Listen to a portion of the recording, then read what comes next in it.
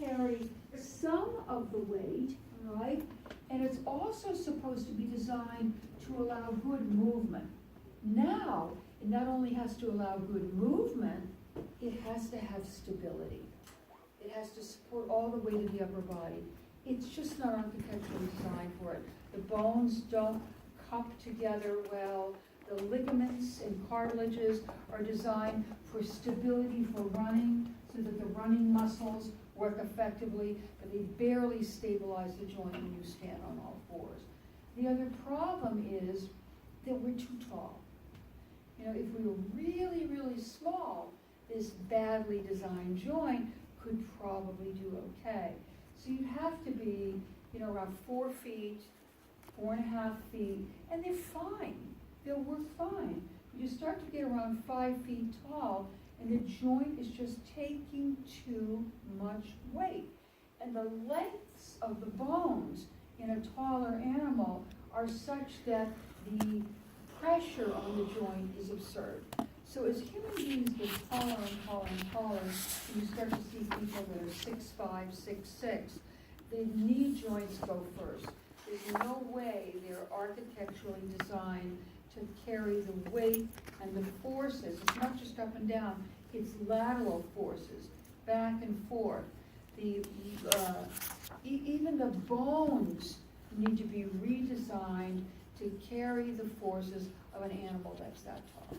So we need extra bones in our legs. We need the design of this joint to change fundamentally. And it ain't gonna happen, because we haven't been tall that long.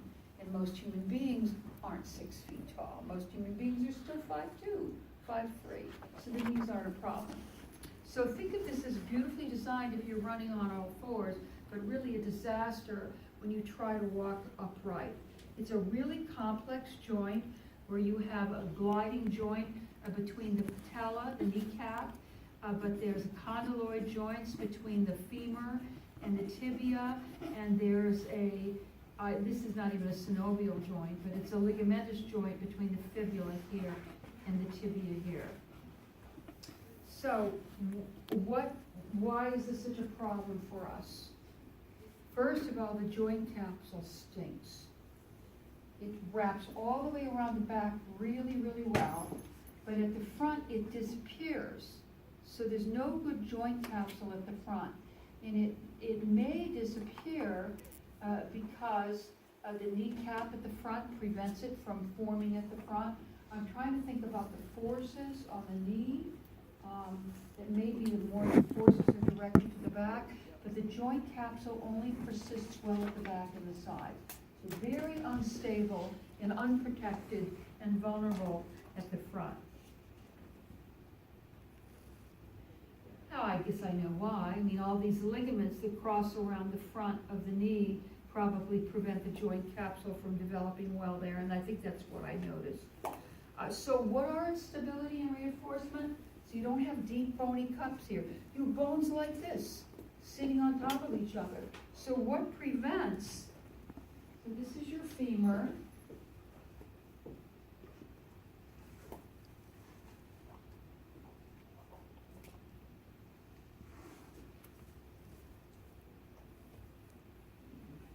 Oh God. Catch your toes. 1, 2, 3, 4. Whoops, extra toe. Okay. So your ankle. But this is your fibula right here. Okay. Here's your tibia here. So this is lateral to the sides. This is medial towards the midline. This is the head of the femur fitting into the bony socket. And here's your femur here. All right, so you're balancing the femur on the tibia like this. So what prevents it from dislocating front to back or side to side?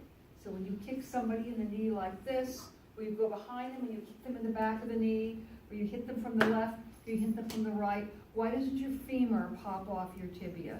Well, it can, but hopefully it won't. There are some stabilizing tendons. Remember, you have a good joint capsule. That's going to help, especially at the back. and you have a series of tendons, and many of them help hold these bones in close proximity to one another. But if you're big enough, or you get enough of a blow, you can tear those tendons, you can dislocate the joint. So what do we have for tendons that hold this joint together? Let me see what I have in my notes. The collateral ligaments.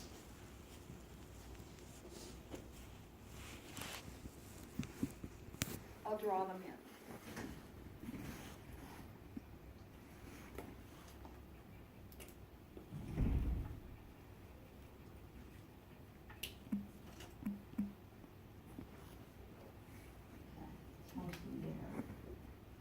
So the medial and the lateral collateral ligaments. Now they're also called the tibial collateral and the fibular collateral. They both attach from the femur on the outside to the fibula, on the inside to the tibia. But they're also called, I call them the medial collateral and the lateral collateral. I think the physical therapists do as well.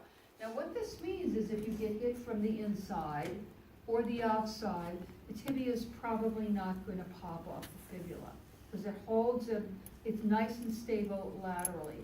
Now the only other thing you need to worry about is if you get hit from the front or the back. You don't want to dislocate to the front or the back either.